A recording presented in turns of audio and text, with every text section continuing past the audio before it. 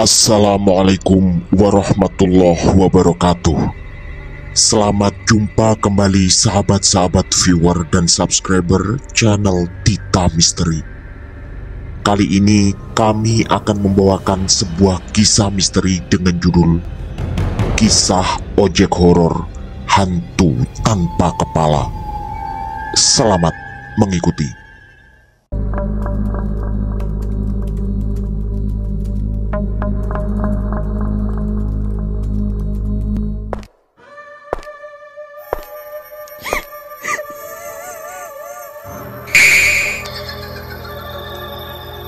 Jangan pernah mengikuti kisah ini sendirian.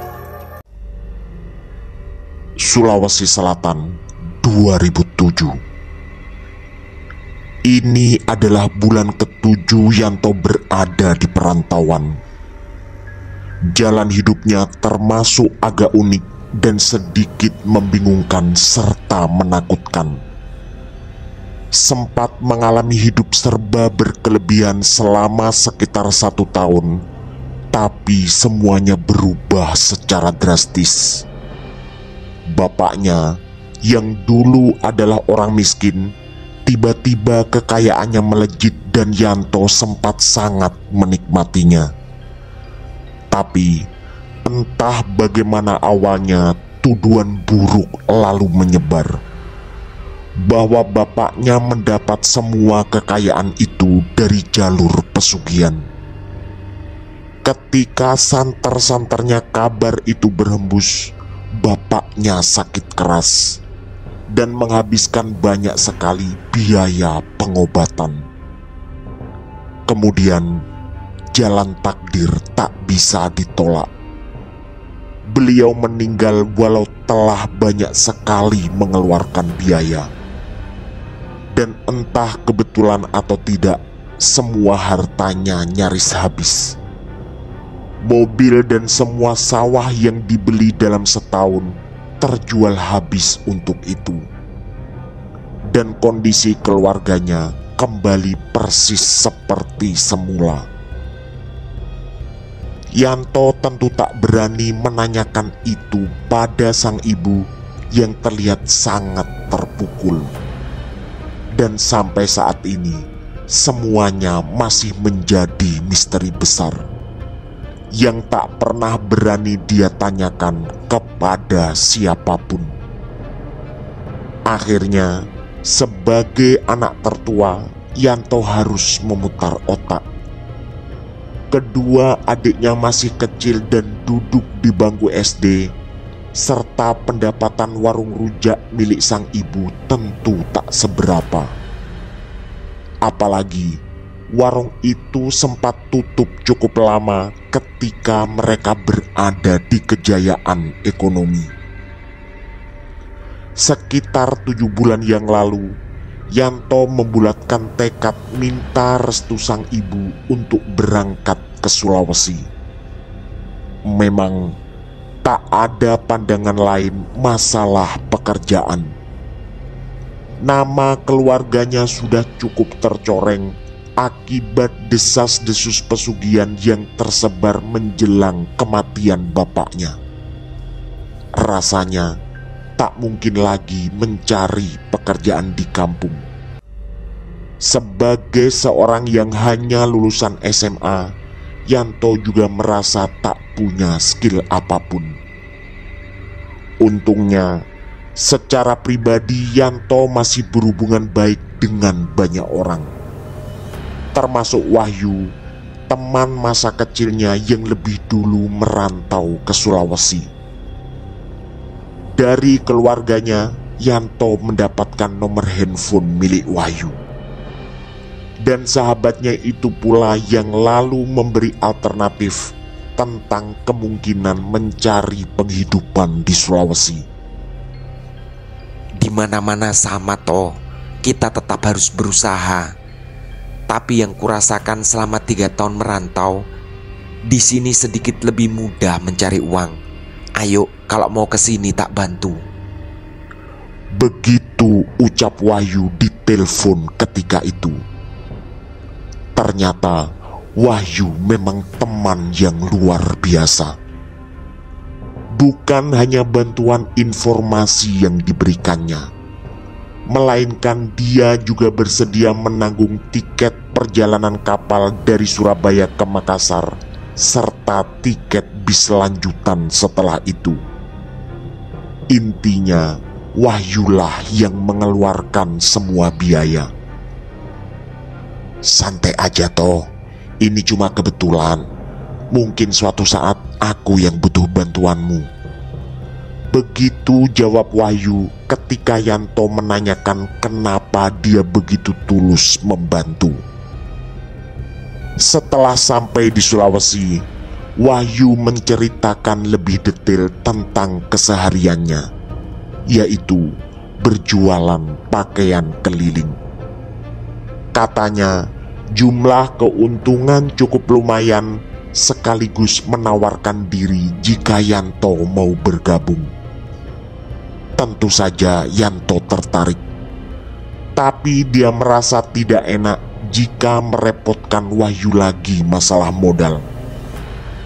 Dan dia pun bertekad mencari pekerjaan lain untuk mengumpulkan modal awal, walau Wahyu berkali-kali memaksa meminjami modal tanpa bunga.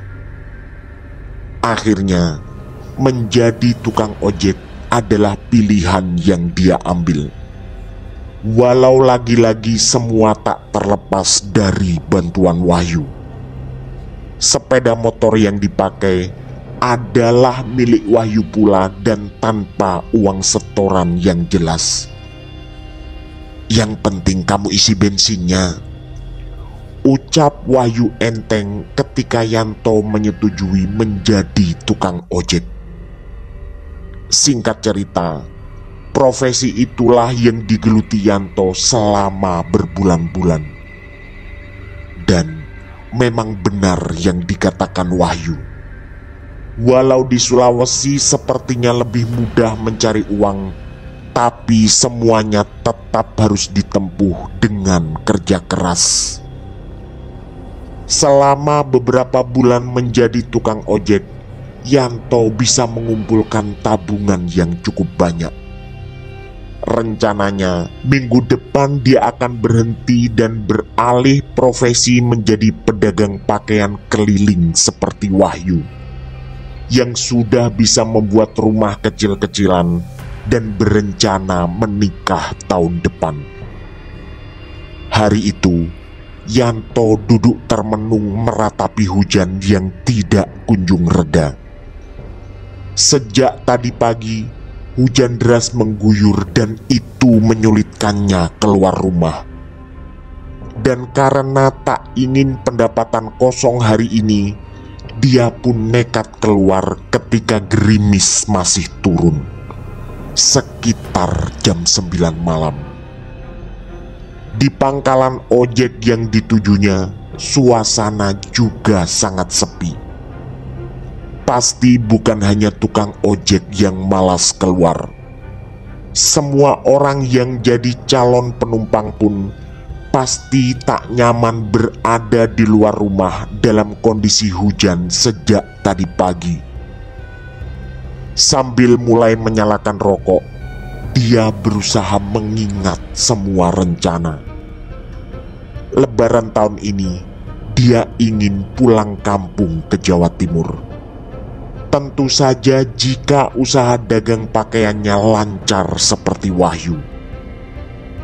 Yanto juga mulai mencoba merancang kemungkinan untuk menikah dalam waktu dekat. Karena umurnya yang sudah 26 tahun. Walau belum mempunyai calon, rencananya dia minta dicarikan oleh sang ibu. Selain sebagai laki-laki dia sangat pemalu, ada keyakinan bahwa pilihan orang tua pasti adalah yang terbaik. Di tengah semua lamunan, mata Yanto menangkap seorang laki-laki tua yang berdiri agak jauh darinya. Dari gelagatnya, sepertinya bapak itu sedang mencari tukang ojek. Yanto pun bergegas menghampiri. Dan ternyata dugaannya benar. Bapak itu sedang mencari tukang ojek untuk mengantarnya pulang. Dan untungnya gerimis mulai benar-benar reda. Tapi kalimat dari bapak itu membuat Yanto sempat merinding. "Dekat SD2 ya mas?" Mungkin tampilan Yanto memang sangat Jawa, sehingga bapak itu langsung memanggilnya dengan kata mas. Sebenarnya tak ada yang salah dengan kata SD2. Tapi di kecamatan ini sudah menjadi rahasia umum bahwa SD2 adalah bangunan tua sekolah kosong yang sudah entah berapa tahun tak dipakai. Dan lorong menuju ke sana terkenal angker, terutama di malam hari. Terlalu banyak cerita orang yang ditemui aneka makhluk halus di sana. Dari Wahyu, Yanto juga pernah mendengar bahwa konon di pohon mangga besar belakang SD2 beberapa tahun lalu pernah ditemukan seorang laki-laki tua meninggal tergantung di sana dengan seutas tali. Tak ada yang tahu pasti kenapa dia mengakhiri hidupnya ketika itu. Hanya saja banyak orang berspekulasi bahwa bapak itu tak tahan menderita sakit yang sudah bertahun-tahun tidak kunjung sembuh. Kebetulan rumahnya juga tak jauh dari SD2 yang kini kosong karena semua anaknya tak lagi tinggal di sana. Jujur, Yanto sempat bimbang. Tapi karena dia sedang sangat butuh uang, terpaksa penumpang ini pun diambilnya. Dan lagi, dari dulu ada keyakinan yang dipegangnya sangat kuat. Jika keluar rumah untuk mencari uang, maka pantang kembali pulang sebelum mendapat uang sekecil apapun jumlahnya. Yanto lalu mengulurkan helm dan mereka berdua pun berangkat. Bapak itu mengatakan bahwa rumahnya terletak di paling ujung, sekitar 200 meter setelah bangunan tua SD2 yang terkenal itu. Yanto hanya mengangguk dan meneruskan perjalanannya.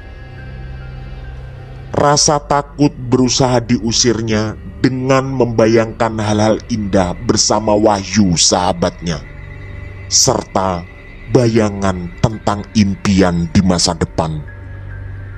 Setelah melewati satu pertigaan yang sepi, Yanto membelokkan sepeda motornya ke lorong kecil menuju SD2. Kebetulan tak ada jalan lain untuk sampai ke sana. Di sini Yanto mulai merasa merinding. Awalnya semua normal ketika melewati jalan sepi itu. Tapi sekitar 400 meter kemudian mata Yanto menangkap kerumunan orang. Melihat suasananya yang penuh kepanikan, sepertinya baru saja terjadi kecelakaan. Belasan orang berkerumun dan terlihat ada sepeda motor merah bergaris putih serta seorang laki-laki tergeletak di jalan. Yanto memperlambat laju motornya, tapi sang penumpang segera menepuk bahunya dan meminta perjalanan agar tetap dilanjutkan. Katanya, dia tak sanggup melihat kejadian kecelakaan mengerikan seperti itu. Yanto pun mengikuti kemauan sang penumpang. Walau sebagian nuraninya ingin berhenti, dan mungkin bisa menolong korban. Dia berniat sepulang mengantar penumpang akan ke sana lagi dan berusaha ikut membantu. Sekitar 300 meter kemudian dan melewati sebuah tikungan tajam, tiba-tiba sepeda motornya mogok. Entah apa yang terjadi, yang jelas sepeda motornya berhenti seketika. Bapak penumpang itu lalu minta izin sebentar untuk buang air kecil di balik pohon di pinggir jalan. Bapak itu lalu perlahan berjalan ke sana dan akhirnya lenyap ditelan kegelapan malam. Udara malam yang dingin membuat rasa takut Yanto semakin menguat. Firasatnya tiba-tiba merasa tidak enak. Dan tak lama kemudian terdengarlah suara sepeda motor dari arah belakang. Jantung Yanto berdegup hebat tiba-tiba. Dan ini bukan degup biasa. Lalu beberapa detik kemudian sepeda motor itu berhenti tepat di sampingnya. Ingatan Yanto lalu menangkap bahwa itu adalah sepeda motor yang tadi tergeletak di jalan karena kecelakaan. Dan ini yang paling menyeramkan. Ada seorang laki-laki dengan langkah yang gemetar turun dari sepeda motor itu. Keremangan malam membuat semuanya tak terlalu terlihat jelas. Lalu setelah berjalan mendekat, ternyata laki-laki itu mengucapkan kalimat yang semakin membuat Yanto merinding. "Kenapa tadi tidak berhenti bantu saya?" Yanto tahu itu adalah semacam keluhan atau bahkan kemarahan karena tadi Yanto sama sekali tak berusaha membantu si korban. Lalu bagian yang paling mencekam adalah ternyata laki-laki itu berdiri tanpa kepala. Dan tangan kanannya memegang kepala yang sudah terpisah dari badannya itu. Dalam kengerian luar biasa, otak Yanto sempat bingung. Dari mana asal kalimat tadi dan bagian tubuh mana dari lelaki ini yang mengeluarkan suara keluhan itu? Yanto yang semakin ketakutan segera menutup erat kedua matanya karena tak sanggup lagi menyaksikan pemandangan itu. Bulir-bulir keringat mengucur sangat deras dan tak mampu dikendalikannya. Suara nafas laki-laki itu terdengar semakin mendekat, yang entah berasal dari bagian tubuh yang mana. Nyali Yanto hampir habis tak bersisa. Ini yang dari tadi memang dikhawatirkannya. Dipaksa menjadi saksi atas kejadian yang sama sekali di luar batas keberaniannya. Dalam kondisi kedua mata masih terpejam di atas motor, tiba-tiba ada tangan yang mencolek bahunya. Spontan, Yanto makin terkejut, sekaligus makin ketakutan karena tak jelas siapa yang melakukan ini. Perlahan, Yanto berusaha memberanikan diri membuka matanya. Ternyata itu adalah penumpangnya yang tadi. Dan untungnya laki-laki yang berdiri tanpa kepala tadi tak lagi terlihat. Entahlah kemana dan kenapa dia menghilang. Juga sepeda motor merah bergaris putih yang tadi dikendarai sosok tanpa kepala juga tiba-tiba menghilang. Sambil mengelus dada karena merasa agak lega dan tenang, Yanto pun melanjutkan perjalanan. Entah apa jadinya jika sang penumpang ini tidak segera datang. Tak terlalu jauh lagi, mereka akan sampai di depan SD2. Suasana jalan itu memang sangat sunyi. Tak ada orang lain yang melintas dari tadi. Sekitar bulan lalu, ketika siang hari mengantar penumpang ke daerah situ, memang Yanto hanya melihat ada beberapa rumah. Itu pun beberapa di antaranya terlihat kosong dan tidak berpenghuni. Begitu sampai di depan SD, Yanto merasakan firasat yang tidak enak lagi. Dilihatnya kaca spion, dan ternyata tak ada penumpang di belakangnya. Dengan penerangan lampu kecil di depan bangunan SD, Yanto pun menghentikan sepeda motornya di sana. Dan alangkah terkejutnya Yanto. Ternyata penumpangnya tadi benar-benar hilang entah kemana. Yanto pun merasa terjebak dalam situasi ini. Kali ini hanya ada dua pilihan.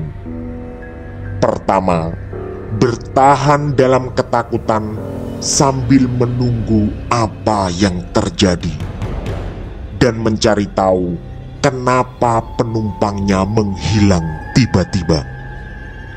Tapi itu pasti bukanlah pilihan yang tepat. Dan pilihan kedua juga sama mengerikannya, yaitu kembali ke pangkalan ojek, tapi harus melewati kerumunan tadi, yang bisa jadi bukanlah sekerumun manusia. Dan tidak menutup kemungkinan di jalan dia akan ditemui sosok tanpa kepala lagi.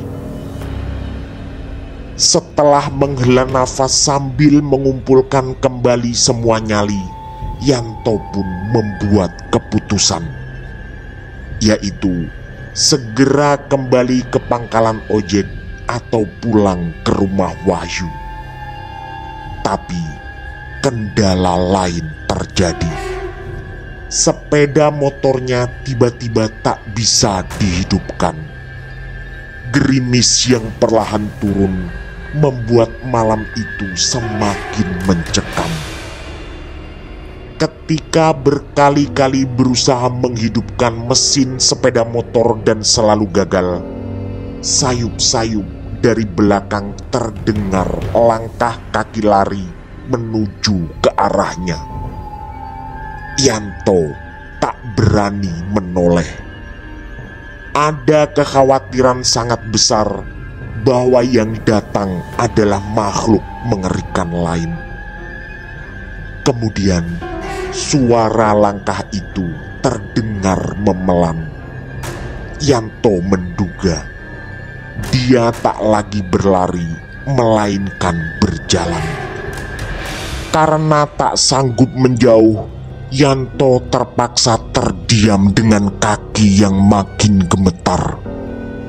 Dan kejadian berikutnya ternyata tak kalah mengejutkan. Tiba-tiba di hadapannya muncullah bapak penumpang tadi. Dengan tersenyum yang seperti dipaksakan, bapak itu minta maaf karena tadi langsung lari ke rumah untuk mengambil uang. "Maaf, saya nggak bawa uang tadi, makanya saya langsung lari ambil uang," ucap bapak itu sambil mengulurkan selembar 50 ribuan pada Yanto. Sebelum Yanto terkejut karena baginya jumlah itu terlalu besar, sang penumpang langsung menyahut, "Gak usah kembalian, terima kasih." Yanto pun terpaku. Bukan hanya karena uang jasa ojek yang terlalu besar, melainkan bagaimana caranya bapak ini tadi menghilang dengan cepat. Ada dua kemungkinan yang berkelebat di otak Yanto. Pertama, mungkin bapak ini punya sesuatu semacam kesaktian sehingga bisa melesat dengan cepat. Dan yang kedua, ini yang paling menakutkan. Bapak ini sebenarnya bukan manusia. Sebelum semuanya terjawab, bapak itu lalu pamit kembali ke rumahnya. Dan sebelum melangkahkan kaki, dia berpesan agar pertemuan ini tak diceritakan pada siapapun. Dengan berat hati dan masih dalam suasana takut, Yanto pun mengangguk. Kemudian matanya menyaksikan bapak itu berjalan pulang dengan gerakan yang sangat tidak biasa. Di matanya, bapak itu terkadang berjalan dan terkadang melayang di udara. Lagi-lagi, Yanto ditampar oleh rasa takut yang luar biasa. Rasanya, kemungkinan yang lebih besar adalah bapak itu bukan manusia. Kemudian, entah kebetulan atau tidak, sepeda motornya berhasil dihidupkan. Dia pun segera memacu motornya dan bersiap dengan satu halangan lagi, yaitu melewati jalan tadi. Yanto masih hafal betul di mana saja titik-titik menakutkan selama memasuki lorong ini. Pertama, ketika bapak penumpang tadi minta izin buang air kecil, sekaligus sepeda motornya yang tiba-tiba mogok. Untungnya, suasana aman dan tak ada kejadian apapun di sana. Yang kedua, dan ini tempat menakutkan terakhir, adalah ketika tadi terlihat kerumunan orang karena ada kecelakaan. Ternyata kerumunan itu masih ada. Ketakutan Yanto pun perlahan memudar karena meyakini bahwa memang telah terjadi kecelakaan. Dari jauh, remang-remang terlihat sepeda motor dan sesosok laki-laki tergeletak di jalan. Berarti mereka belum menemukan kendaraan untuk membawa si korban ke rumah sakit atau puskesmas terdekat. Begitu agak dekat, Yanto bisa melihat laki-laki yang tergeletak di jalan ternyata masih bergerak. Yanto pun segera menghentikan sepeda motornya. Kemudian terdengar seseorang yang berbicara kepadanya. "Mas, bisa bonceng bapak ini ke puskesmas. Nanti saya yang pegang di belakang." Yanto pun spontan mengangguk. Dalam kondisi genting seperti ini, pertolongan memang harus segera diberikan. Tapi sepersekian detik setelah anggukan, semua orang yang berkerumun di sana tiba-tiba berubah. Satu persatu, kepala mereka lenyap. Hanya tinggal satu yang masih berkepala, yaitu laki-laki yang tergeletak di jalan. Yanto kembali disergap ketakutan yang luar biasa. Dan begitu laki-laki itu berdiri, ternyata dia adalah penumpangnya yang tadi. Otak Yanto tak mampu memahami ini semua. Sungguh benar-benar tak masuk akal. Kemudian, setelah Yanto dengan gemetar melangkah mundur menuju sepeda motornya, belasan sosok tanpa kepala itu berjalan bersama-sama dan merangsek ke arah Yanto. Anehnya, masing-masing mereka mengeluarkan suara desisan yang entah dari bagian tubuh yang mana. Tangan-tangan mereka secara bersamaan pula seperti ingin memeluk Yanto. Gerakan mereka sangat pelan, seperti sengaja ingin menyiksa Yanto lebih lama dalam ketakutan. Sementara itu, sang laki-laki yang berwajah penumpang ojek tadi hanya terdiam terpaku mengamati sambil berdiri dan tak terlihat ingin membantu sedikit pun. Yanto terus melangkah mundur, dan ketika punggungnya menyentuh jok sepeda motor, tangan-tangan itu berhasil meraih tubuhnya. Sontak tercium aroma amis yang sangat kuat. Yanto sadar dia mungkin sedang berada di alam lain. Tangan-tangan menjijikkan itu terus menggerayangi sekujur tubuhnya.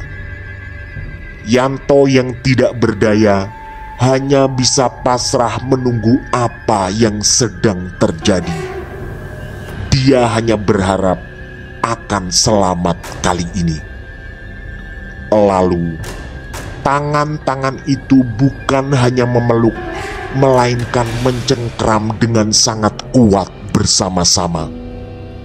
Yanto merasa kehabisan nafas dan dia pun pingsan.